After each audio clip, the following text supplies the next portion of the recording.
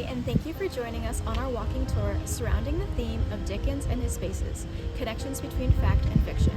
Today we'll be exploring the relationship between Dickens' fictionalized spaces and the realities of Victorian London. Let's go.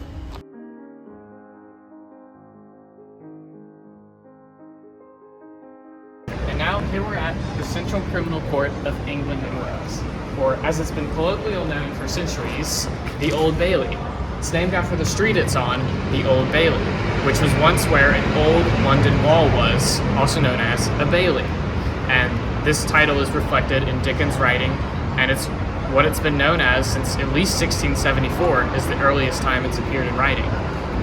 So, it's most prominent in Dickens' A Tale of Two Cities, in which, as the narrator, he calls it a deadly inn yard in which pale travelers in carts and coaches set out on a violent passage to the other world, suggesting it was a place where people went to die.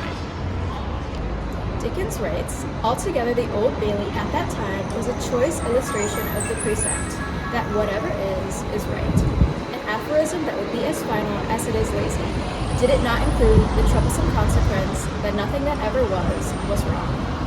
Overall, Dickens wasn't just critiquing the Old Bailey, but the executions and justice system at the time, along with the mindsets that opposed change. If you want to learn more about the existing records of the Old Bailey, you can access them in an online database that dates all the way back to 1674. Oftentimes, the people that came here were sentenced to death. Punishments such as pillowy, whipping, and hanging were all common, and Charles Dickens references this in his writings as a form of critiquing the so-called justice system at the time.